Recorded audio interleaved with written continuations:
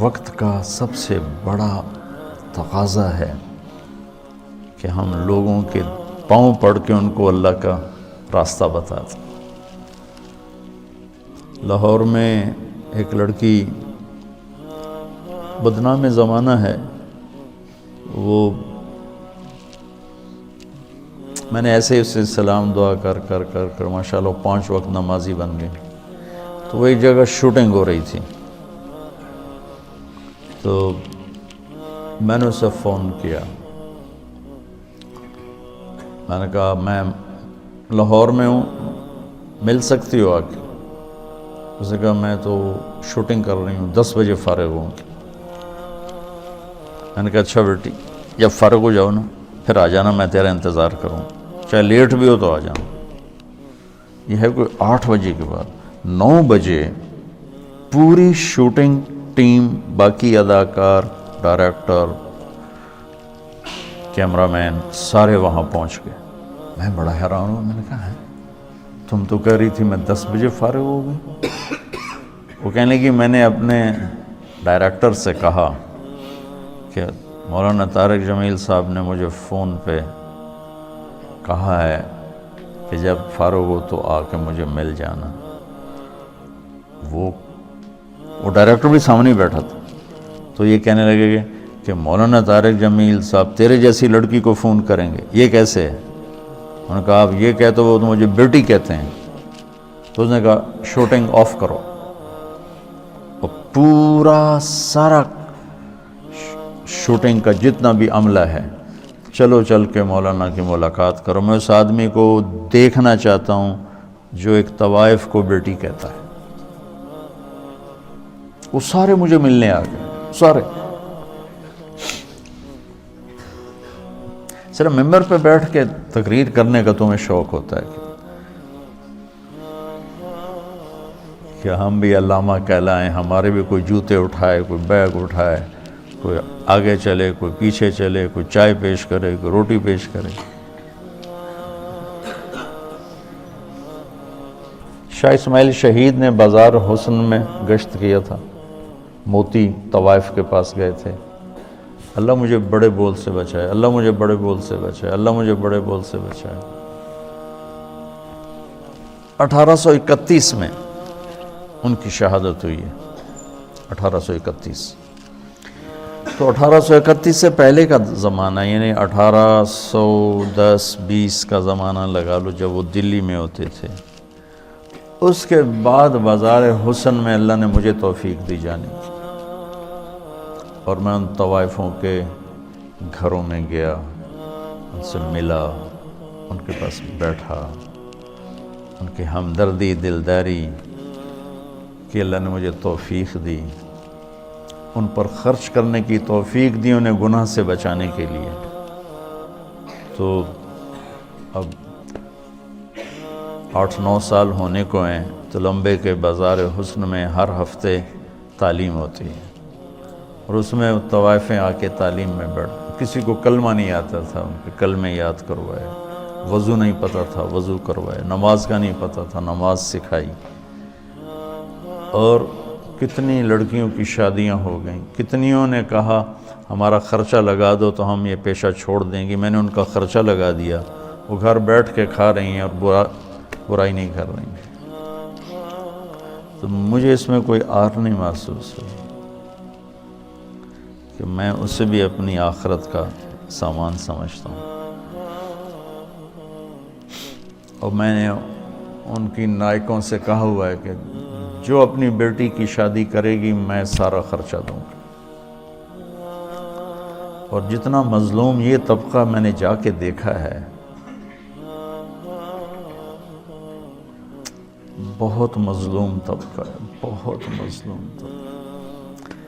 مرد کی ہوس پوری ہوتی ہے اور لڑکی کے ماتھے پہ طوائف کا داغ لگ جاتا، اور وہ اسی طرح سیٹھ صاحب بھی ہوتا ہے، چودھری صاحب بھی ہوتا ہے، میاں صاحب بھی ہوتا ہے، سردار صاحب بھی ہوتا ہے، مہر صاحب بھی ہوتا ہے، وہ اسی طرح ہوتا ہے، اس کا کالر سفید رہتا ہے، لڑکی کے ماتھے پہ طوائف کا داغ لگ جاتا، پھر 7 سمندر کا پانی بھی اسے دھو نہیں سکتا. اور یہ داغ لگانے والے سارے عیاش لوگ جن کی عیاشی پر تو پردہ پڑ گیا اور اس کے ماتھے پہ کالا داغ لگ گیا. ایک ماں بڑی طوائف ہے، اس کی بیٹیاں جوان ہیں، تو میں نے کہا تو ان کا کوئی رشتہ تلاش کر، میں سارا خرچہ تمہیں دوں گا، شادی کرائیں. اور کہنے لگی مولانا صاحب طوائف کے کوٹھے پہ کون رشتہ مانگنے آتا ہے. مجھے لگا جیسے کسی نے میرا دل چیر کے رکھ دیا. طوائف کے کوٹھے پہ رشتہ مانگنے کون آتا؟ یہاں تو عزت سے کھیلنے آتے ہیں، رشتہ لینے کوئی نہیں آتا.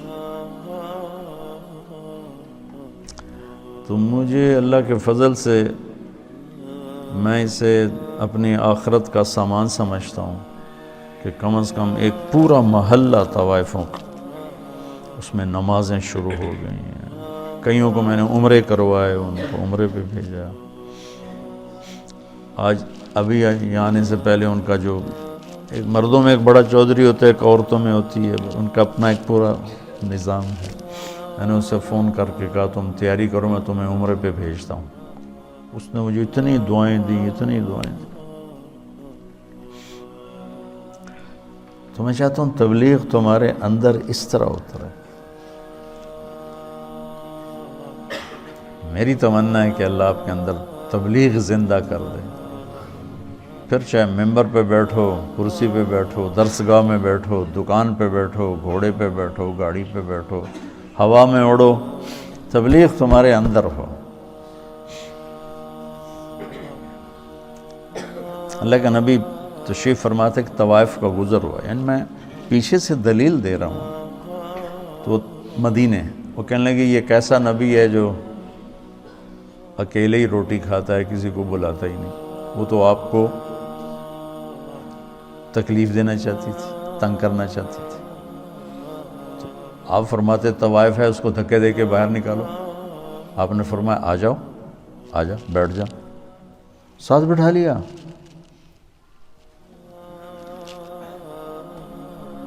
تو کھاؤ. اس کا مقصد کھانا نہیں تھا، اس کا مقصد آپ کو غصہ دلانا تھا، آپ کو تنگ کرنا تھا کہ یہ کچھ کہیں گے پھر میں کہوں گی ویکھ لیا توڑا نبی اے گلاں کردا ہے. کہنے لگی یہ نہیں کھاؤں گی، جو تیرے منہ میں لقمہ ہے چبار ہے وہ نکال کے مجھے کھلاؤ.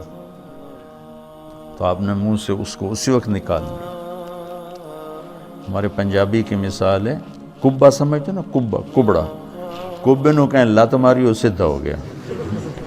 اس کہ بھائی تیری مہربانی.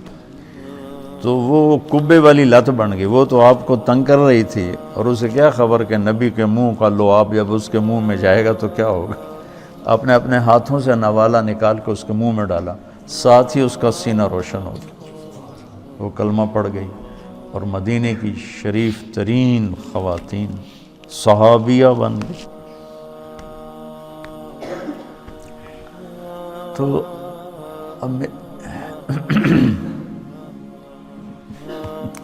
ہمارے ایک بزرگ تھے ڈاکٹر اسلم صاحب رحمۃ اللہ علیہ، رائمنڈ میں زندگی گزاری. جب میں رائمنڈ پڑھتا تھا اسی میں فوت ہوئے. فوج میں تھے تو نظام الدین گئے تو مولانا الیاس صاحب رحمۃ اللہ علیہ سے کہنے لگے میرے پاس آدھا گھنٹہ ہے، اب مجھے تبلیغ سمجھا دیں.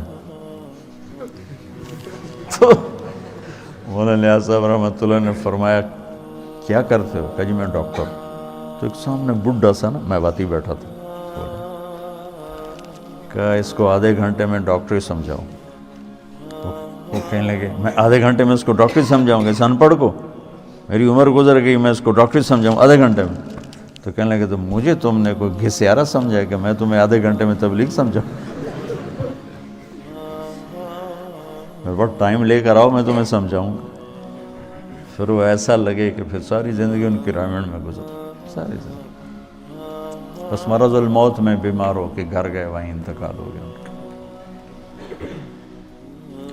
تو جو کچھ میں نے دیکھا ہے یا 50 سال ہونے کے مجھے تبلیغ میں، وہ میں تمہیں ممبر کے 1 گھنٹے میں کیسے سمجھاؤں.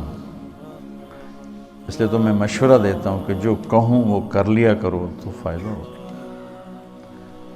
ابھی صاحب رائے مت بنو، نقصان اٹھاؤ، کیونکہ تمہارے پاس وہ